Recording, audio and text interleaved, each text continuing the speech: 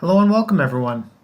My name is Jason Lehman. I'm the marketing team lead here at Fishbowl Solutions, and I want to thank everyone for joining us today as we cover part 2 of our webinar series titled How WebCenter Workflows Help You Stay Productive While Working from Home.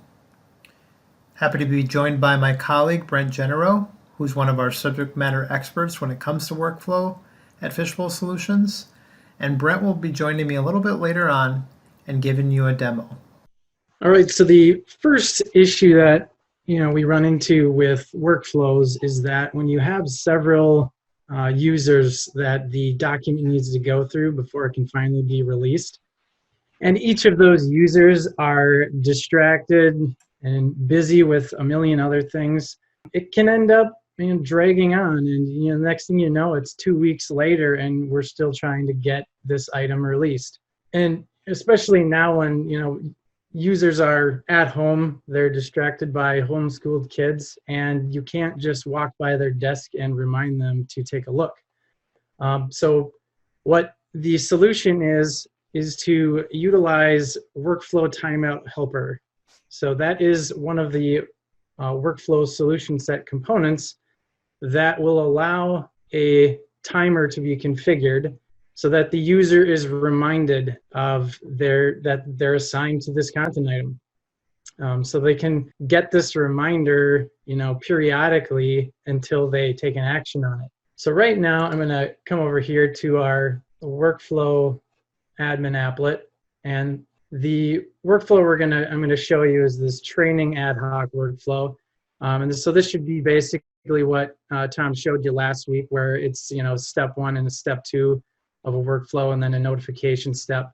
And so step 1 and step 2 are based on tokens that you will get to select the user. Really what I'm going to do is show you a simple option here. So with the workflow timeout helper, it's once the component is enabled, you really just need to come in and add this include the standard timeout script to the entry and the update events.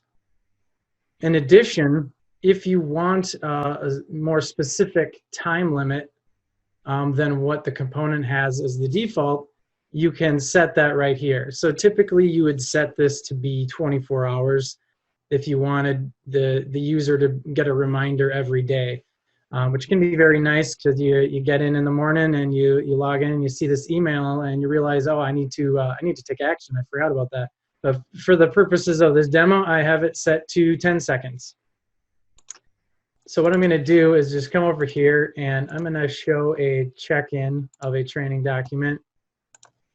And we're going to go with the VPN training manual that Tom was showing last week.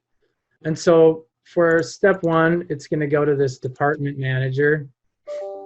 And for step 2, I'm going to have it go to this training admin, 2 users I just created. So I'm going to go ahead and check that in. So now that this is checked in, it's going to be in the workflow queue. And if I go to my email, I will eventually get a notification. And you can see the notification that's the initial notification. But now, being that I have it as a 2-second or 10-second timeout, in a little bit, it will notify me again because it's been longer than 10 seconds. I'm actually going to trigger that with just a metadata update, and that actually kind of kicks things off. And so in a little bit here, I should see a second notification. And so here we can see that I immediately got my second notification to remind me. So in addition to the reminders, it can actually be a little more helpful if somebody does not get to the item after so many reminders. It might be that they're out of the office, they're unavailable for who knows what reason. And in that case, we can do more of an escalation setup. And so I'm going to show how we can do that with a small snippet of code. So if I come back into our step 1, go to our update step. I'm going to paste in this snippet of code. And so what this is doing is getting a variable called the timeout count that the workflow timeout helper sets every time the user is notified. And so in this case, after the first timeout, we're going to jump ahead one step. So in this case, we're just going to jump ahead to the step 2 user. So if I wait for the next reminder, that should be coming through.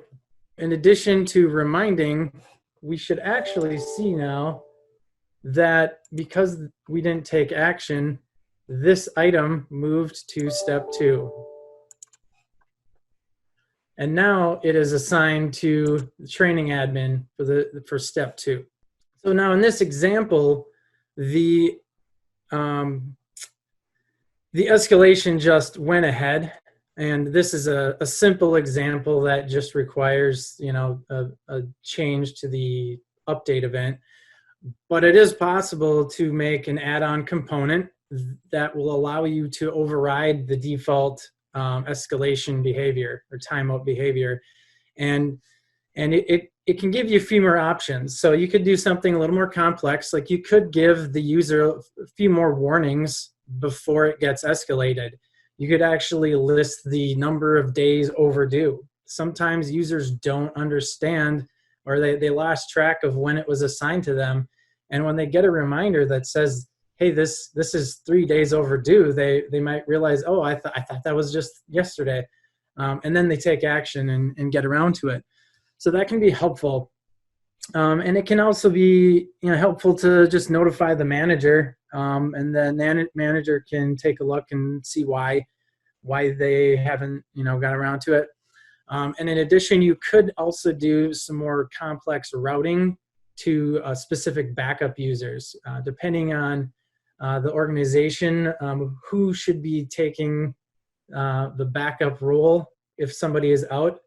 Might require some higher logic to check their department or something like that.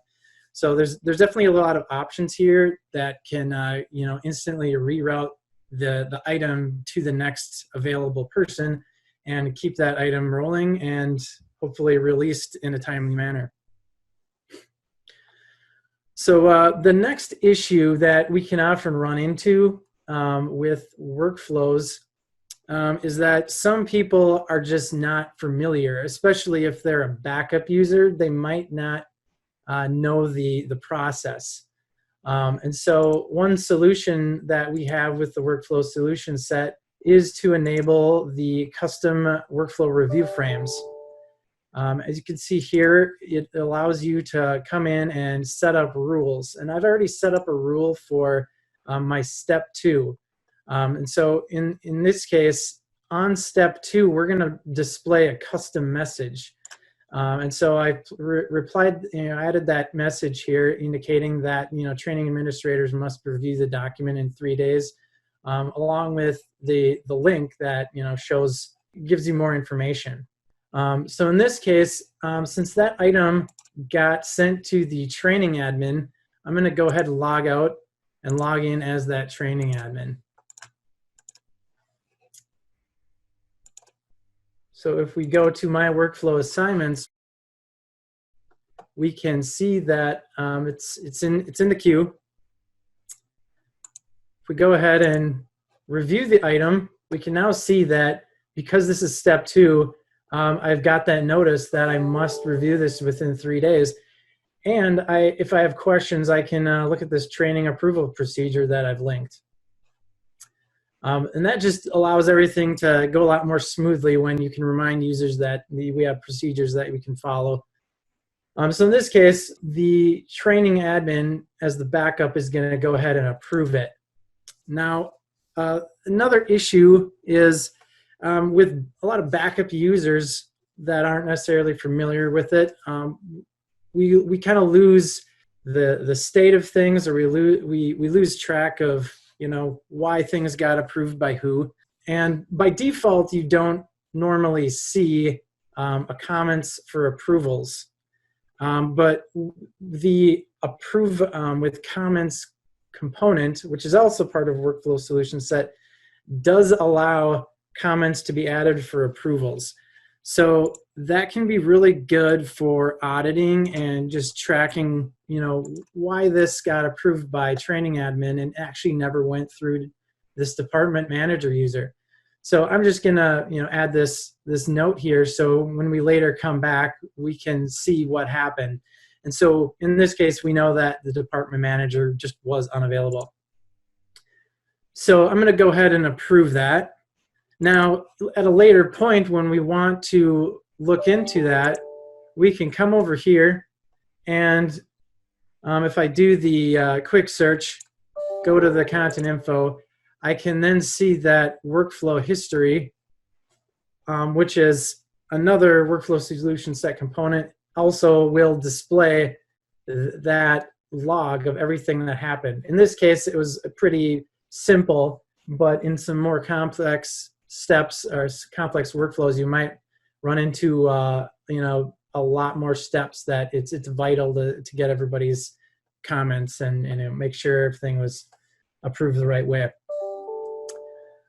So the last problem I want to talk about is the concept of somebody being out and just unavailable. So if this had to go to the backup, the manager might want to say, hey, well, what else are we waiting on from this user? Because we know that they're out for the next 2 weeks. So at that point, it's handy to do the workflow search. And so the workflow search is another workflow solution set component. And at that point, we could go ahead and do a search by user.